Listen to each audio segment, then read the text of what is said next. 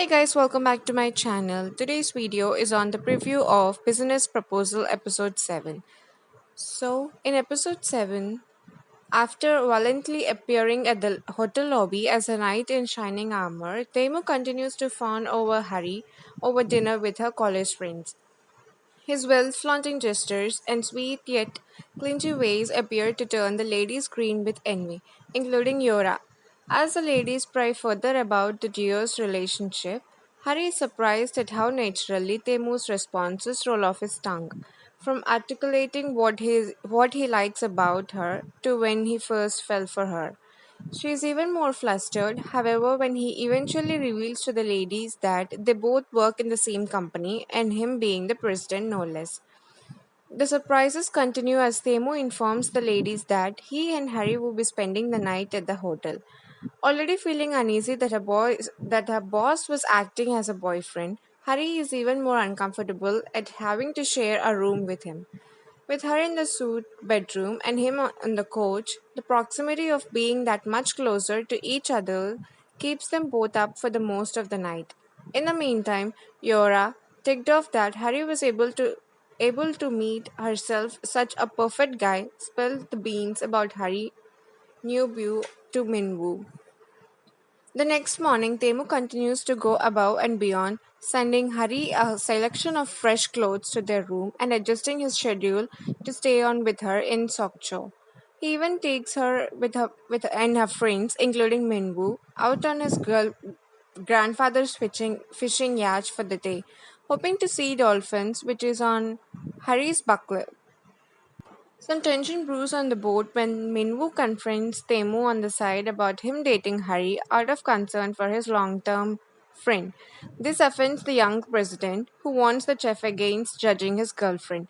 It eventually escalates into an intense fishing competition, with neither of the men noticing that Hari is unwell until she is close to fainting. Once back to land, a worried Temu quickly sends her to the nearest hospital.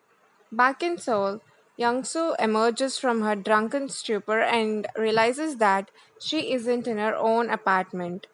Recalling the steamy night she had with Sang-hoon, she goes off her rocker and gets dressed in a hurry but jabs her heel on his rocking chair just as he returns home with a hangover soup in hand.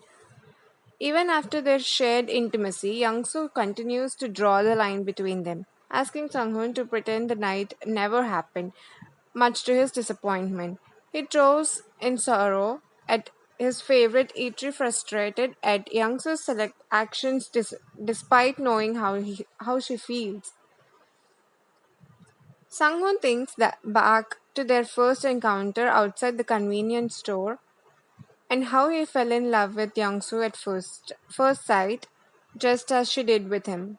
Upon the return to the city, Hari apologizes to Temu for all the time and effort he would wasted in keeping up boyfriend appearances. His reply is simple: "I did it because I wanted to."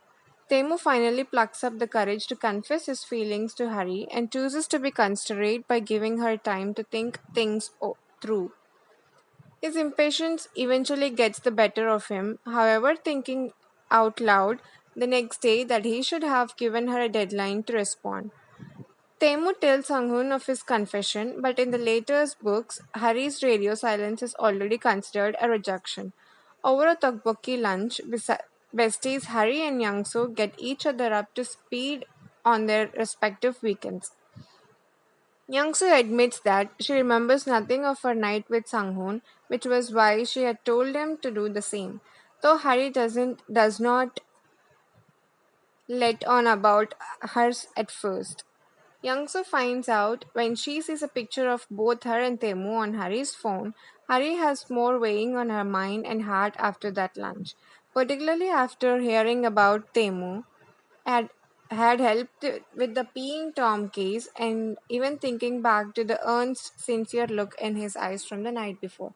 When Sang-hoo runs into Young-soo at the apartment complex's car park, he coldly informs her that he would forget the night just as she wished, adding that she shouldn't disregard his sincerity towards her. Following him to his apartment, Young-soo tries to explain herself as she affirms her feelings for him, while admitting that she just couldn't remember what happened that night. In response, Sang-hoon renders his earlier comments null and void and sweeps her in for a kiss. A week goes by after the confession, and both Hari and Temu continue to be on the edge as they wait on each other to make a move. Temu finally sees her at a studio where she films a cooking segment with Minwoo. Their easy on screen chemistry. They eventually come face to face along a corridor and end up making a dash to avoid an angry Chairman Kang, still upset that his grandson had broken up with Gumhee. As they hide in a corner of a showroom, Hari takes the opportunity to turn down Temu, who responds by telling her that he would never give up till she likes him back. In the heat of a moment, Hari reaches out and kisses a surprised Temu, but backtracks after that and brands it as a mistake. Temu arranges to meet Hari the next evening to talk about the kiss. She terms it a fender bender because of their inevitably close proximity, to which Temu curtly counters, "Are my lips some kind of column for you to crash into?" He requests that Hari makes up for what happened by buying him dinner, as is Hohn's sly way of wrangling another date with her. They head to one of his regular culinary haunts where Hari balks at the meal's expensive price tag. Temu eventually settles the bill, stating that he wants something bigger than just a meal, while Hari leaves with two strong impressions of him, deftly playing the piano at the restaurant and his lips as he savored a chocolate dessert. Young-soo surprises Sang-hoon with a home-cooked meal at her apartment, which, despite her best efforts, doesn't exactly yield the most palatable results. She presses him for honest feedback, which he eventually gives and doesn't hold back. This leads to Sang-hoo to complain to Hari over late-night drinks and even to how Tae-moo had called Sang-hoo while they were on a movie date. The next day, Sang-hoo takes a reluctant Young-seo hiking and they end up bickering halfway through the climb. Annoyed by the multiple fact bombs from her logical boyfriend and him not being on her side, she storms off on her own but goes off trail and gets lost. Sang-hoo catches up with her and ends up piggybacking her down the trail after she sprains her ankle. His actions make Young-soo's heart melt for him all over again and makes him hurry home instead of going to the hospital in anticipation of another steamy night together. Temu asks to meet Hari in an amusement park, saying how spending the day with him would be payback for the kiss. The duo have fun going on various rides and top of it with a corn dog snack where Harry insists on buying. Temu reminisces about a fond childhood memory of him eating it with his parents and expresses his appreciation towards Harry for giving him space to relieve it briefly.